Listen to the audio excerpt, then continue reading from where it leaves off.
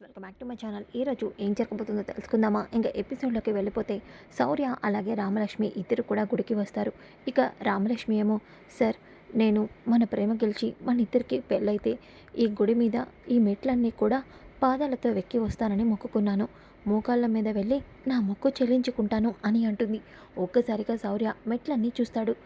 రామలక్ష్మి, ఏంటి ఈ మెట్లన్నీ మోకాళ్ళ మీద ఎక్కుతానని మొక్కుకున్నావా?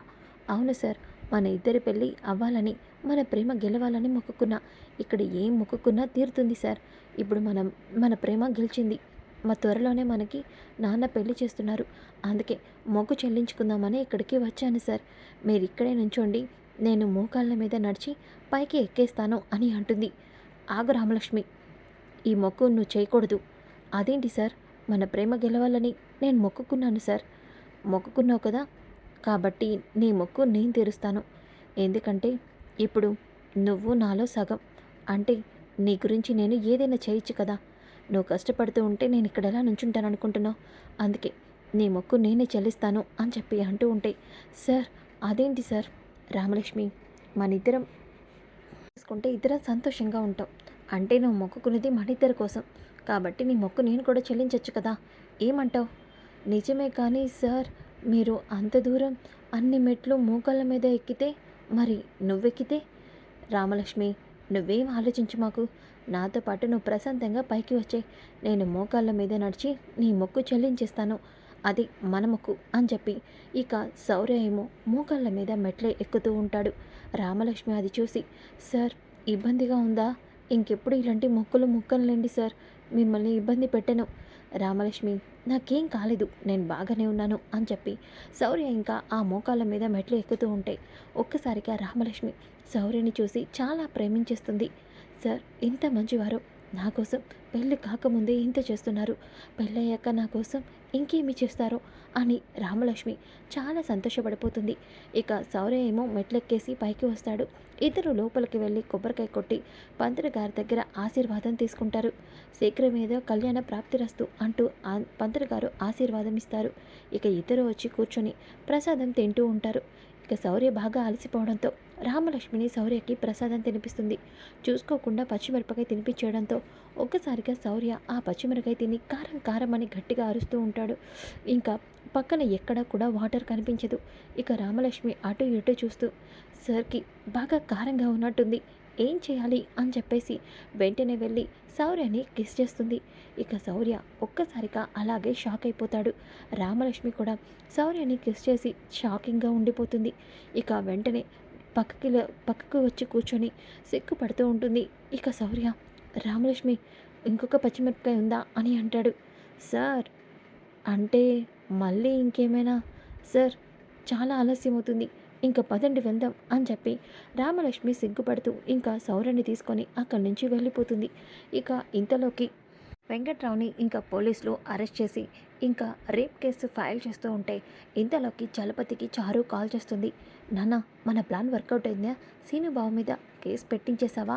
ఏంటి మాట్లాడవు అని అంటూ ఉంటే, మన ప్లాన్ వర్కౌట్ అవ్వడం కాదమ్మా, మీ మావయ్యని పోలీసులు తీసుకెళ్లారు రేప్ కేసు మీద. ఏంటి నాన్న, మావయ్యని తీసుకెళ్లడం ఏంటి అని చెప్పేసి చారు అంటుంది. వెంటనే పక్కన ఉన్న పద్మ ఫోన్ తీసుకొని, అన్నయ్య గారు ఏమంటున్నారు మీరు? మావారిని పోలీసులు తీసుకెళ్ళడం ఏంటి? చెల్లెమ్మ, సీను వెళ్తాడనుకుంటే మీ ఆయన ఆ పాకలోకి వెళ్ళాడు. పోలీసులు ఇప్పుడు మీ ఆయన్ని తీసుకుని వెళ్ళి కేసు ఫైల్ చేస్తున్నారు. అవునా? ఇప్పుడు కనుక ఈ విషయం మా అన్నయ్యకి తెలిసిందంటే ఇంకా మా అన్నయ్య ఎట్టి పరిస్థితిలోనూ ఆయన్ని ఊరుకోడు. అలాగే ఇదంతా చేసింది మనమే అని కూడా తెలిసిపోతుంది. అప్పుడు ఖచ్చితంగా మన ప్రాణాలు తీసేస్తాడు. ఏదో ఒకటి చేసి కేసు ఫైల్ అవ్వకుండా మీరే ఏదో ఒకటి చేయండి అని అంటూ ఉంటే ఇక చలపతి, నేను చూసుకుంటాలే అమ్మా, ఇదిగో ఇప్పుడే నేను స్టేషన్కి వెళ్తున్నాను అని చెప్పేసి ఇక చలపతి గబగబా స్టేషన్ దగ్గరికి వెళ్తాడు.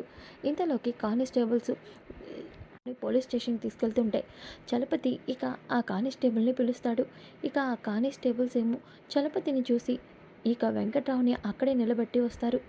ఓయ్, నేను చెప్పింది ఇతన్ని కాదు, వాళ్ళ కొడుకుని. మీరేంటి అతన్ని తీసుకెళ్తున్నారు? వదిలేండి. ఏంటి సార్ చెప్పి మళ్ళీ ఇప్పుడేమి ఇలా అంటున్నారు? ఒరేయ్, అదంతా మీకు నేను తర్వాత చెప్తాను, ముందు అతన్ని వదిలేయండి అని అనగానే ఇక ఆ కానిస్టేబుల్స్ చలపతి దగ్గరికి వచ్చి, వెంకట్రావు దగ్గరకు వచ్చి వెళ్ళిపోమని చెప్తారు. వెంకట్రావుకి ఏమీ అర్థం కాదు.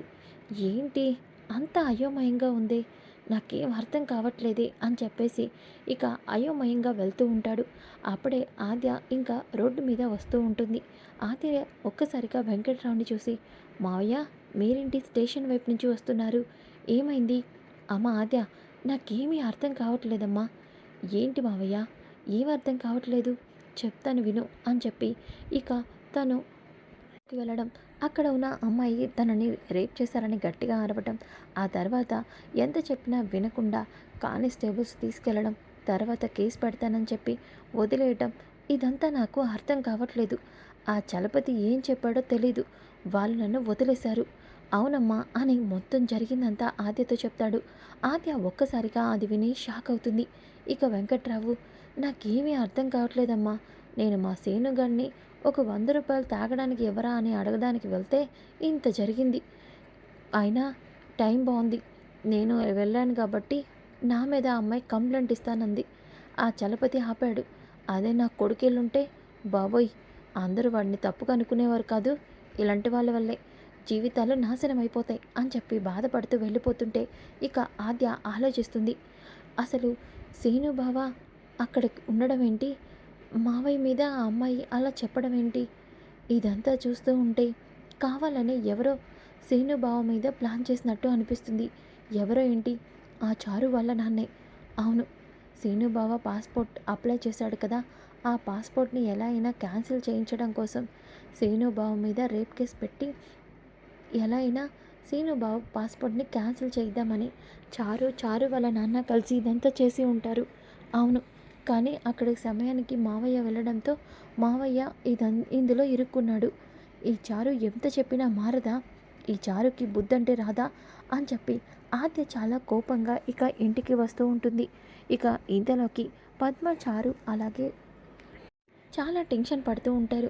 ఇంతలోకి అప్పుడే వెంకట్రావు ఇంటికి వస్తాడు. రాగానే ఆద్య కూడా చాలా కోపంగా అక్కడికి వస్తుంది. రాగానే అక్కడ ఉన్న చారుని చంప పగలగొడుతుంది. అది చూసి పద్మ, పార్వతి, వెంకట్రావు షాక్ అవుతారు. నువ్వు మారవా, ఇంకా నువ్వు మారవా అని అంటుంది. ఏ ఆద్య, నన్నెందుకు కొట్టావు, అయినా ఎందుకు నన్ను తిడుతున్నావు? చూడు, సేనుబావ పాస్పోర్ట్ క్యాన్సిల్ చేయించడం కోసం నువ్వే కదా ఈ రేప్ కేసు అంతా నాటకం ఆడించింది మీ నాన్నతో. సమయానికి అక్కడికి మావయ్య వెళ్ళడంతో ఇదంతా జరగలేదు. ఇప్పుడే ఈ విషయం నేను పెదనాన్నతో చెప్తాను, అప్పుడు నీ పరిస్థితి ఏమవుతుందో తెలుసా? ఏమవుతుంది? అయినా ఇదంతా నేను ఒక్కదాన్నే చేయించలేదు, అత్తయ్య కూడా ఉంది, అలాగే పిన్ని కూడా ఉంది అని వాళ్ళని కూడా ఇరికిస్తుంది. ఇక పద్మ, పార్వతి కూడా టెన్షన్ పడిపోతూ ఆద్య దయచేసి ఈ విషయం అన్నయ్యతో చెప్పమాకు అని అంటూ ఉంటే వెంకట్రావు, ఎందుకు చెప్పొద్దు, నేను కూడా చెప్తాను. అమ్మో అమ్మో, కన్న కొడుకు మీద ఇన్ని ఇన్ని కుట్రలా, నేను ఇప్పుడే చెప్తాను బావతో అని అంటాడు. ఇక ఒక్కసారిగా పద్మ, బాబోయ్ నీ కాళ్ళు పట్టుకుంటాను, అలా చెప్పమాకయ్యా, చెప్తే మా అన్నయ్య కొరడలతో ఖచ్చితంగా కొట్టి చంపేస్తాడు. నేను ఇదంతా నా కొడుకు నాకు దూరం కాకూడదు, అమెరికా వెళ్ళకూడదనే చేశాను, అంతే తప్ప స్వార్థంతో కాదు.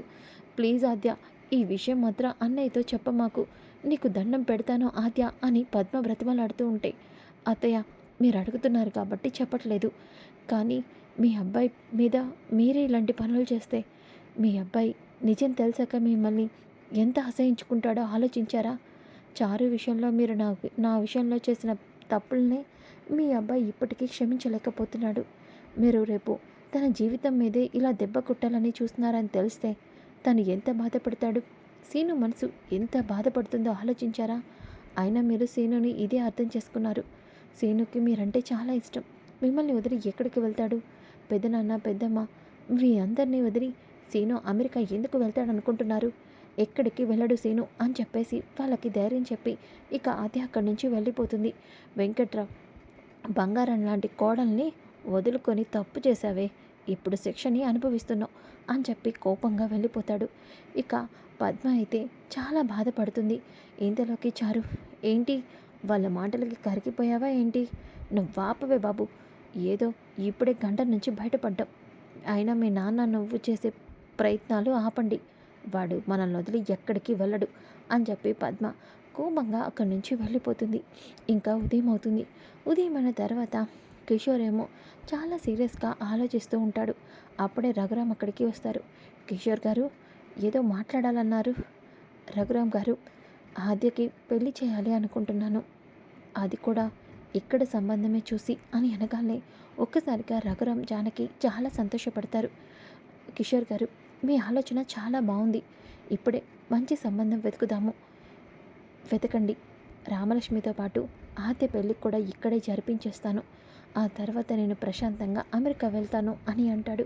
ఇక రఘురామ్, మరి ఆద్యని నేను ఆల్రెడీ అడిగాను. ఆద్య నాకు నచ్చిన సంబంధం తీసుకొచ్చి పెళ్లి చేయమని చెప్పింది. మీరు సంబంధం వెతకండి, అంతా నేను చూసుకుంటాను అని చెప్పేసి కిషోర్ అంటాడు. ఇక ఇంతలోకి పద్మ వెంకట్రావు కూడా అక్కడికి వస్తారు. ఇక పద్మ అయితే పెళ్లి సంబంధం చూడటం అంటే ఆషామాషి కాదు. వాళ్ళు కట్నాలు కానుకలు ఇంకా ఎన్నో అడుగుతారు. ఏమిచ్చుకుంటారో ఏంటో అని అంటుంది.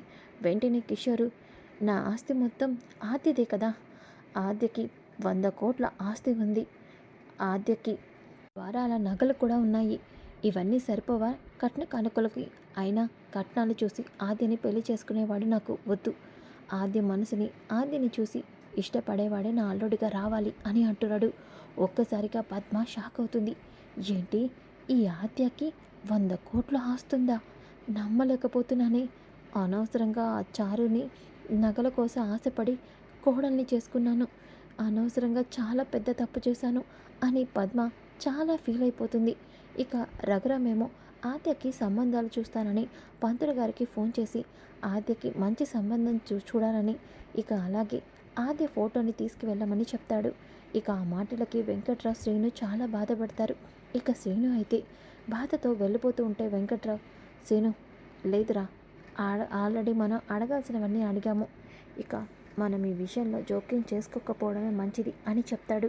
ఇంకా ఒక పక్కన పద్మ అన్ను పార్వతి చాలా బాధపడుతూ ఉంటారు. ఇక పద్మ అయితే లేదు, ఇప్పటికైనా సరే ఆద్యని ఎలా అయినా సరే నా కోడల్ని చేసుకుంటాను. సీను మనసులో ఆద్య ఇంకా ఉంది, అలాగే ఆద్య కూడా సీనుని ఇష్టపడుతుంది. ఈ చారుని ఇంట్లోంచి గెంటేసి ఆద్యని నా కోడల్ని చేసుకుంటాను, ఆస్తిని పోగొట్టుకోను అని చెప్పి పద్మ అంటూ ఉంటే ఇక పార్వతి, ఆ వదిన ఈ మాటల చారు విన్నదంటే ఇంకేమైనా ఉందా? వింటే ఏం చేస్తుంది? అది చేసిన తప్పులన్నీ బయటపెట్టి దాన్ని బయటికి గెంటేస్తాను అని మొత్తం పద్మ ఆద్య వైపు సపోర్ట్గా మారిపోతుంది. సో ఫ్రెండ్స్, ఎపిసోడ్ చాలా ఇంట్రెస్టింగ్గా ఉంది కదా. So don't miss. ఈ వీడియో నచ్చితే లైక్ చేయండి, షేర్ చేయండి. Thanks for watching friends. Welcome back to my channel. ఈరోజు ఏం జరగబోతుందో తెలుసుకుందాం.